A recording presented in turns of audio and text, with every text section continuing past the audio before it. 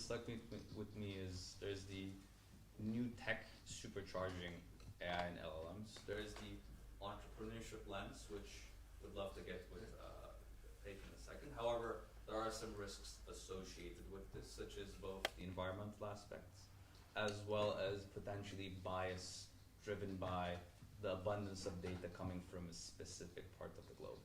If that makes sense. Specifically, kind of jumping onto the entrepreneurship side, I would love to get your thoughts on impact of AI, both opportunities and kind of risks in emerging countries. Yeah, absolutely, and can't agree more with what other panelists have said here. And just want to start from a place of gratitude. Thank you for welcoming us here again. And for the lens, just to elaborate on the lens that I look at this through, this is from being in the Valley through the first kind of technological revolution and being on the front lines at Google, seeing that through, and then now being on the investor side, as Turgut mentioned, in some of those startups that are really harnessing this. The first thing I wanted to start with is that AI and quantum computing, you do not be intimidated by these things. They sound very complex and very ephemeral. They don't need to be, and that's the first thing I want everyone to walk away with, that this is something we can all use and bring into our own lives from either a personal or business perspective, and see the opportunity in it. And the reason I start with this is because I think there is a lot of coverage and a lot of media at times, and certainly there are risks and opportunities, as Turgut said. I just always try to center on the opportunity that exists. So please know that's the lens I look at this through. And if I'm looking at the continuum of an emerging to a developed market, what you saw through the first technological revolution was a lot of global winners. And a lot of those global winners, yes, tended to come from Silicon Valley. That paradigm is shifting, that is changing. Some of those global winners are now coming from Europe. Some are now coming from Asia. The reality of the infrastructure that's been built and the ability that has now created platforms, just as Vishal said, that has allowed other businesses to be built on top of them, whether that's smartphones or social media or search engines or whatever it may be. AI is another one of those. So it does not mean that you actually have to have the technology or build the companies that are actually building the models or building the infrastructure, but it is about how you leverage and adapt and reach the potential that those allow you to build upon. So whereas those global winners, and I think OpenAI is a great example of just like an infrastructure that now everyone can use. So yes, while quote unquote that global winner may exist in the Valley, and it's not a preordained conclusion that they become the winner, but what can be built on top of them is the same thing of what could be built on top of a smartphone as an app, what could be built just as a company using a smartphone, or a company using social media or a search engine. And that, I think, is the first just like mind shift of understanding, okay, hey, how do we leverage and harness AI? Now, to answer a little bit of the question in terms of, okay, hey, how do we harness that? I think there are three important things. One, you look at this from a policy perspective, from a general public perspective, and from a commercial lens. Why I start with policy is because this is a very important place where I think you will see governments that either embrace or not the power of AI. And I think the fact you're even having a panel on this and engaging in a dialogue is such a positive signal to send from the start. There are many others that are not doing this. So I always try to say, like, those that lean in and go and embrace early are often the ones that win later as well. So from a policy perspective, there are things even here, and yes, hey, by proximity, a little closer to the UK, seeing that, all right, there are things that are happening like building, there's a lot of academic and research-based talent, and now, yes, deploying whether it's capital, so a £100 million grant to an AI kind of task force associated with, yes, generating policy around AI and really incubating AI within the country, a very positive thing. There is a policy piece around what you've also even seen more recently, a mandate to move even pension funds into venture investment and earmarking at least 5% of their investment into new business development and venture, a very positive signal. I think another signal that is seen that bridges the public gap is the fact that there may be some certainly concerns around job loss. And yes, that transitioning to job creation. If you look back, some of the lessons history has taught us, I often use the assembly line may have been a big scary thing at a certain point in time in the Industrial Revolution when, oh, where's my job going to go building the car, when now there's this much more efficient assembly line, or even robotics, if you will. Well, what actually happened was productivity only gained, and it actually created more jobs as a result, and there was greater efficiency. But what had to happen? People had to retrain, upskill as a result in order to leverage that new technology or way of working. That is a very real thing. And one of the things that's happening here in the UK is even evaluating the fact that right now we are behind on STEM degrees, STEM learnings, and currently mathematics is only mandated through age 16, and that's actually lagging many other developed countries. So they're now looking at extending that even just to age 18. That's not an overly remarkable or I think like high bar, but thinking of just bridging the gap between policy and public and upskilling or retraining, that is one of those ways whereby, okay, we're going to take this seriously as a government or as a country and say, we need to adapt. We need to do things differently. Every country has that opportunity to look at that on their own. From a public perspective, and I mentioned there's some, what I would just call fear-mongering that is out there. There's some reality, don't get me wrong, to some of this as well. You'll hear Elon talk about this at times. It's important that there's prudence and that there is oversight and governance here. But I similarly think that, yes, leaning in from a public perspective in seeing the opportunity and embracing rather than rejecting is a very important thing, and an important thing that, frankly, policy and government plays as well. It will be, and the things we saw at Google were those partners of ours that embraced change and embraced new technology the quickest were the ones that ended up winning in the long run. And that literally, and I'll even use trite examples of like our advertisers that were, the fuel of our business, the ones that were always raising their hand to get into the latest beta and the latest feature and experiment with the latest tech that we were rolling out. Those were the ones that took advantage and spotted the inefficiencies, spotted the opportunities, and then ended up being the big winners in the long run. So again, like, I just take this attitude of like leaning in from policy and then a public perspective. And then lastly, as I referenced, just a third lens from a commercial perspective or business enterprise. This is a place where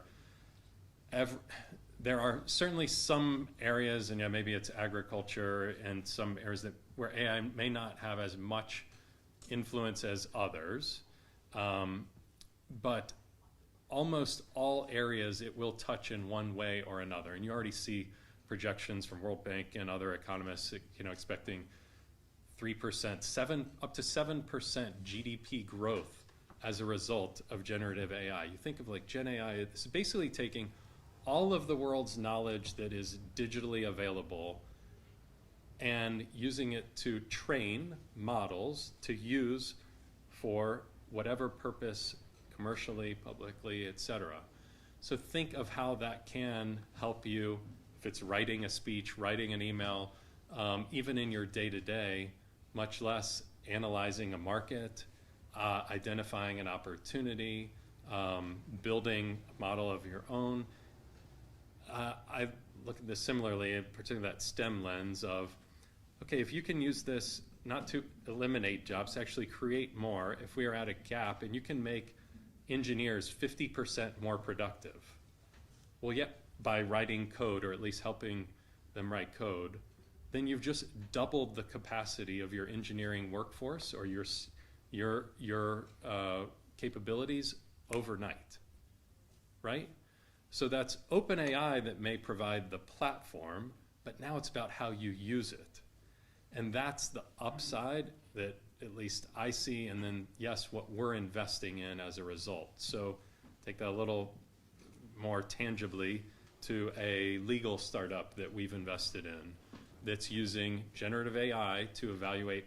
Their first use case is just NDAs and redlining NDAs. A lot of time is spent looking at NDAs, right? Well, if you can save lawyers' time and get 50%, maybe even 75% efficiency there, then you've just cut the costs that may have once been in play and increase the capacity of that team twofold, threefold, fourfold overnight. So like, this is what I'm saying of like, look at the opportunity, not the risk as much, while of course being present and ensuring that we do put the right policies and regulation around this too. Again, just look at this through to take advantage of a policy, a public, and a commercial lens to really harness this opportunity ahead of us. But this is that seminal moment that the web was not too long ago. We now have it in front of us as we speak. Firstly, as a consultant, I really appreciate that. Sure. I'm a former recovering consultant myself, so do what I can for you. I can give you a PowerPoint afterwards too, if you prefer. One point, all of those messages resonate. One thing that's really stuck with me that I enjoyed is you mentioned this as the iPhone moment. Right. Like within everyone's discussions, the discussions we had, this was something indirectly we also said, just out of curiosity, looking, because you mentioned you had the third fund raised, fourth fund being raised, and this is an area you're looking more and more into. Yeah. Have you seen, or how are you seeing the paradigm shift, as you said, of winners coming from Silicon Valley versus winners, or at least potential winners of the future coming from developing nations? Yes. Okay, this is a beautiful thing. This is why I live here, because I want to see, yes, more of these winners coming from Europe, and that's already happening, right? And what Vishal said is so true, just with, hey, that iPhone moment, these platforms, right? For us, a real world example for us, Hoxton, before I arrived, was the first check written into Deliveroo. And before Deliveroo, there were other food delivery companies, and there were pagers, right? And we found that it doesn't work that well, and it's not that efficient to send like text messages over pagers to food delivery, and all right, that did not work. There was a company called Cosmos that failed as a result. It was the iPhone moment, and not just iPhone, it was cheap Android phones with GPS capability that then allowed a company like Deliveroo to then have the ability to track, map, and manage logistics to increase the efficiency of those delivery agents, users, all in one ecosystem, to build off of that platform that was developed. That's what I mean at, all right, now we have the platforms and the infrastructure, OpenAI being another one. You don't have to build OpenAI. Let others do that have. Now, you can build on top of it. You can build that legal startup, as I mentioned, or you can just use that legal startup. That's embracing AI. We've invested in another business intelligence dashboarding tool that's also using OpenAI and ChatGPT. And there's just a proliferation of ideas coming about. There's insurance startups that are looking at it to help improve the processing of their claims and their agents to make them more efficient. You can start to think, wow, there's so many applications and just like real world examples where this applies. Again, you don't have to build the technology to leverage and harness the technology. That's what I'm getting at. And it is just that mind shift of, all right, flipping from, wow, the big scary, this is going to dominate the world, to, all right, how do we take advantage and how do we make sure the winners come from here as a result? Because I too personally don't like seeing every other winner coming out of the valley and driving up housing costs and queues at the grocery store and everything else. And now what we're seeing is like there are global winners come, if you even look back of, Spotify and Skype and others that have won, King.com, others that have won out of Europe. Now with the infrastructure and cloud computing being a big part of it, that's brought down the expense quite significantly, and quantum even further ahead. This starts to level the playing field, and then there's this premise of just like success begets success, and these winners that have come will spawn more as those employees go start their own companies thereafter. We want to see more come from Europe. We think there can be, and this is part of the way we'll do it together, hopefully. It's a ripple effect. Yeah. And when we think of everything so far, just to recap the discussion we've had, is with Peyton we spoke about essentially pioneers or new firms coming out, new winners coming out. Of course, this has to be supported by quantum or tech infrastructure, quantum ideally supercharging this. But it's, use cases only as good as the data being used is, again, what we discussed. Now, this is all great when we look at it from an overall perspective. However, there is one reality that never changes, and it's you require funding to do all of these. So, again, I'm just coming back based on all the discussions we had, both looking at the main question, which is just, again, for developing nations, the opportunities and threats AI has, but also with the lens of financial institutions, FIs. How would you comment, or what's your perspectives on what we've spoken on so far? So I think first of all, there will be job losses. That's a reality, right? Because AI can do things that perhaps you don't need mundane people to do that. And one example is, I think 2 weeks ago, an e-commerce company in India, there's a downturn going on. There's not VC funding available easily. E-commerce company 2 weeks ago fired 90% customer care staff by replacing OpenAI. And by doing that, they reduced costs 85%. So effectively, 90% customer care jobs gone, right? But their business hasn't changed. They still can get the same kind of support to their customers by adopting OpenAI. So I think that reality will start coming in. And to your point on the legal function, do you need a team of lawyers to look through your contract and see it mitigate all your risk? No, that perhaps the AI can do it in a few minutes and few seconds. So why we need to have expensive lawyers? Same goes for the accountants or financial services people, right? So I think those are all negative connotation, and I think it will have effect on all our lives in the coming years and the generation. But what also true, when you have these kind of disruptive technology that come and shape how we live the coming generation, it also creates a lot of opportunities. And from the developing countries' point of view, when resources are very limited, the capital is very limited, and aspirations are very high. There's a young people want to, just want to achieve so much. How do you match those realities? So I think the one thing is, I think that's where perhaps the government and the bodies has to come in and create some framework. For example, if you happen to cater to a 100 million population in a country where hospitals are perhaps 100 miles away or 50 miles away, using those resources, using OpenAI and prioritizing what kind of resources needed where, so that you don't need to create the same size of hospital everywhere with the same specialization, but you target what is needed where, and that's where the OpenAI perhaps can really revolutionize delivery of healthcare in the developing countries. Same goes for the education side, right? Humans are got herd mentality. Oh, he's doing MBA, I will also do MBA. My friend is going to do computer science, I will also do the computer science, right? Without less realization whether there's plenty of opportunities or not, right? We just hit the wall when we come out of graduate and see there's no jobs. What to do, right? We're still relying on the parents for funding and all that stuff, especially in the developing countries.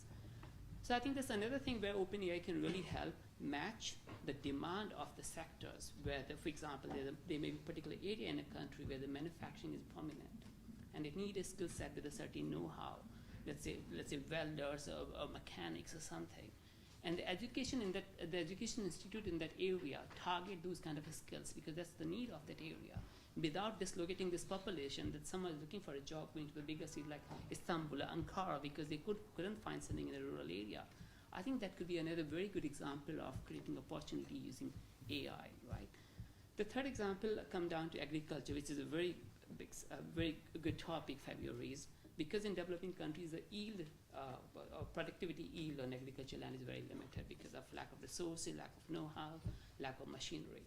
I think that's where even AI can help. Just, the moisture of the soil using the drone technology in combination with the drone technology, moisture of the soil, the pesticide, rather than spreading pesticide across the acres of land, you may just target where you see the potential of the origination of the problem and perhaps reduce the cost and increase the productivity. So that's all the core sector, but it relies on fundamental support from the government. What kind of approach do they want to take to deliver the really good services to their population, right? We can talk about a very good tech, but then if you cannot use it to bring benefit to the population, it's useless, right? Because, and I think that's one of the examples. We see the Silicon Valley take a lead on coming out with the technology, and they push this technology on the companies and people, and some of the companies in a country, very irrelevant, may just think we can mirror that, and they fail in the process, right? So that is very much kind of adopting the benefits of AI by looking at what problem we can solve using it and minimize the impact on the jobs creation it will have over the time, because all your customer care jobs, who will need a call center if you have OpenAI, right? And a country like I grew up in India. I think India started transforming when it became a back office center for a lot of big companies. So do you really need a call center in India of 50,000 people? No, I think one few chat box will be more than enough to give better advice without accent, right? So there's a lot of benefits of that, but also the issue comes of the capital, right? How do you prioritize the limited financial resources to deliver all the benefits? And I think that's where I see the potential of partnering with the private sector, like the banks and institutions, and creating those kind of resources. Maybe, for example, agriculture, I give you the example. If you target agriculture sector and the financial institution work with the government on the framework, where they can see they can definitely have a better productivity and the cost will be offset by increasing the productivity. I think that's where financial sector can help. And not only that, it can link with the sustainability, right? The example I was giving, rather than spreading pesticide on acre of land, target where you will have the potential of the issues, and then perhaps you can not use that much pesticide as well. The cost can also come down on producing goods. And I think I will, in my sector, if someone asks me whether your job will survive tomorrow, I will say I'm not sure. With the ChatGPT, maybe the good model can replace me as well. But I think that's a fun side of thing, because if something goes out, there's something new will come up. Because and I think that's where, like, to your point, you guys' point, harnessing the power of it and creating an ecosystem that enable people to see how they can use it. And also, I think the caution word I will say, especially for the developing countries, because sometimes they think they can just replicate what the developed nation have, which is a very wrong notion, because you still have a population which may not know how to use iPhone, right? They may not know how to speak in English to a chatbot with a specific data sitting behind it, right? So we also need to factor that population, which may be in an age bracket perhaps. They're not very comfortable with it. They still need to talk to someone. They still need to have the similar kind of services that the younger people can enjoy, right? So that's another area, I think, where the government can really help to create the policy and framework. When this new innovation come up, it's not exclusive, it's just inclusive of the wider population in society. So again, it's just echoing some of the conversations we had. A few key messages is, one, it's coming back to, again, education, or having the baseline as we thought about, and that could come from policy, primarily come from policy, to be exact. Another very interesting point is, and I'm curious in your experiences, if you, in the recent years in FI, you've seen more interest on this, is leveraging or harnessing the power of AI. Of course, some jobs may be replaced, but it's usually increasing the efficiency or reducing the costs of one job. Or as Peyton just said, even if you don't create the law firm, using that legal AI chatbot or legal AI advisor, you can decrease your costs. So I am curious from a, again, financial institution perspective, has this or does this increase the appeal of emerging or developing nations? Because how I'm seeing is there seems to be more upside, because if you compare a developed nation who has an established agricultural infrastructure versus a kind of developing nation that is really inefficient, do you think there's enough upside to offset the potential risk of capital for that I nation? think I may be running ahead of my time if I just can articulate how many positive, negative it has, right? Because a lot it still need to be discovered. And what we have seen so far, AI has been there for the last few years. It's not something new. I think the first time we saw, it came to the public domain where people can see what it is doing for them. For example, writing a speech. Even I before coming here, I even asked the question, what is the impact on economic developing countries on the chat GPT, and just to get the view, how it aligned with my own views. It was quite close, by the way. So the point is, these things exist, and I think it will depend from this point onwards how we take it forward, right? And how we want to use it. It's the same thing. X-ray was initially designed for the defense purpose, right? But X-ray became the core piece of our medical delivery services. It's come down to how we adopt these things. But also, I think we also need to factor in, especially because these models work on a vast amount of data. And if he happens to have a biases in the model, your output will be wrong. Imagine you, for example, and I'm sorry, I don't want to take any country name, you go to a very authoritarian country, let's say, for example, Russia, we can call Russia now, right? and if you ask to ChatGPT any article about Putin, right, you will always have positive things, right? And if you, based on that information, if you design certain products and processes, they will never be right, because the data happens to just squid in certain way. So that was the example I wanted to give. And also, I think to leverage the benefit of technology, all these technology exist for a very long time. It's not something new. You have to have a really robust governance around them. And very strong framework. How do you want to benefit either increase productivity? In core principle, what do you want to do with it? Do you want to allow everyone, for example, Meta may do things that perhaps we may not like it, or Google may do things that perhaps we won't like it? Because in the US, on the name of experimentation, we allow those things to happen.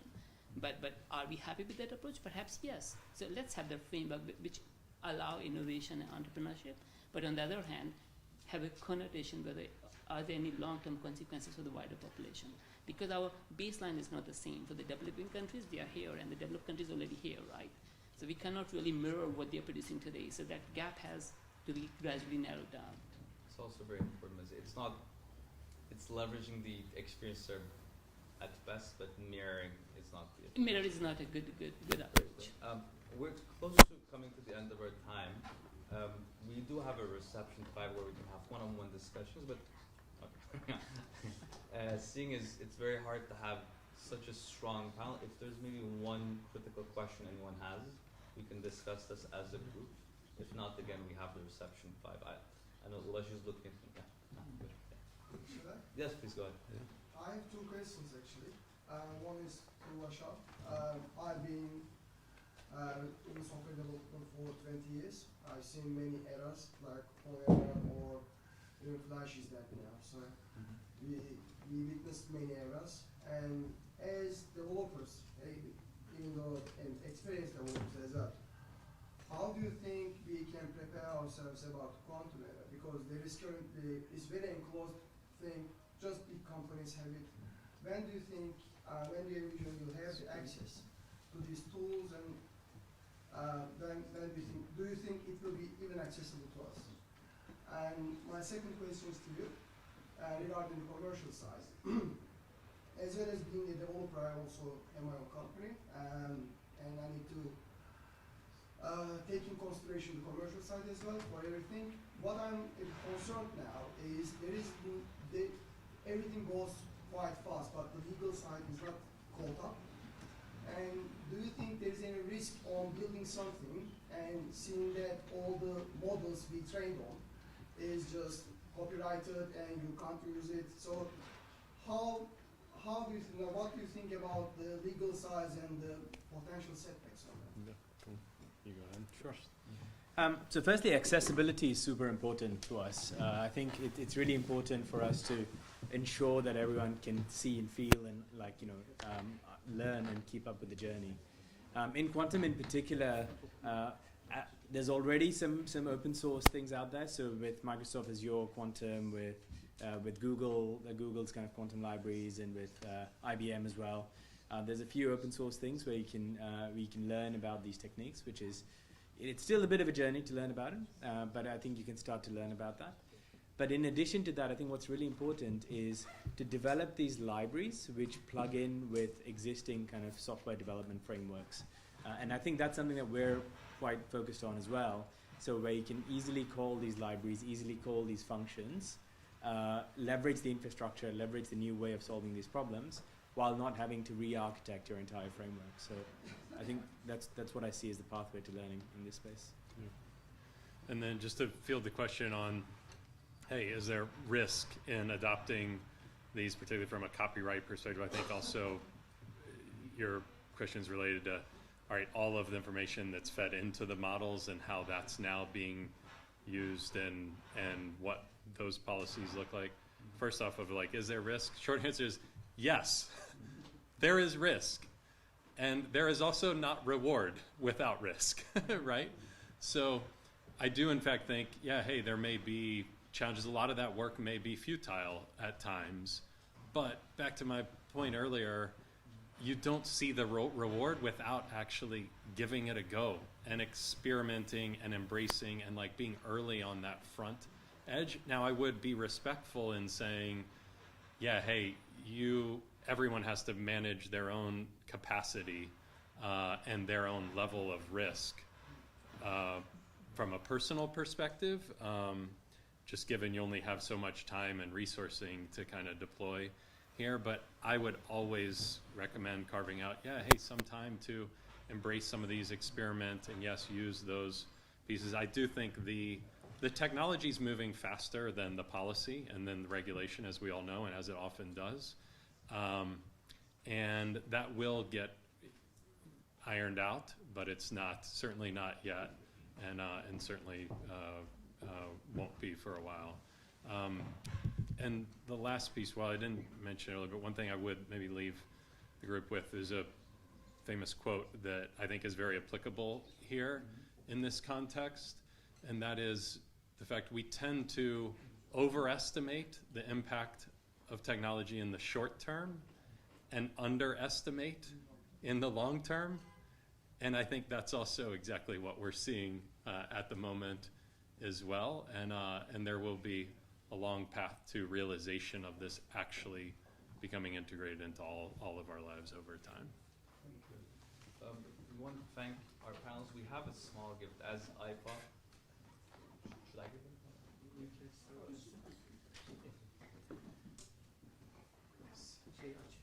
Okay, what we've done is essentially we've made donations to an Amazing. NGO in Turkey that helps, for those most know, there was an earthquake in Turkey earlier this Amazing. year. So we've made donations specifically to an NGO that helps children access technology within those regions on behalf of the attendees. I personally like to, again, thank your Very attendance. humbling. Thank you.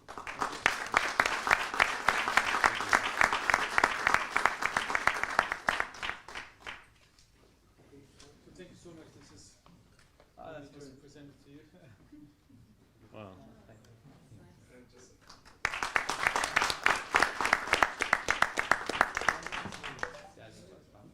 Very humbling.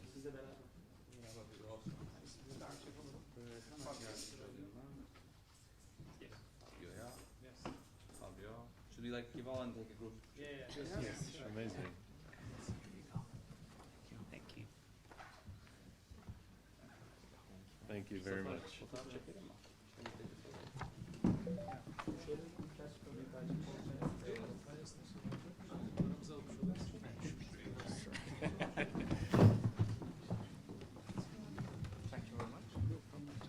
It's okay. Flush sample? Yeah, together.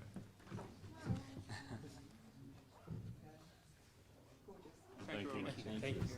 So, we have a quick, we have a quick break for 10, 12 minutes to get some coffee, etc., and then we'll have our second panel. Great, thank you. That's cool. Thank you so much for having me. I have so many questions that I'm saving for the reception. Hey, man, thank you. Thank you so This much is very for coming. kind. Thank you so much.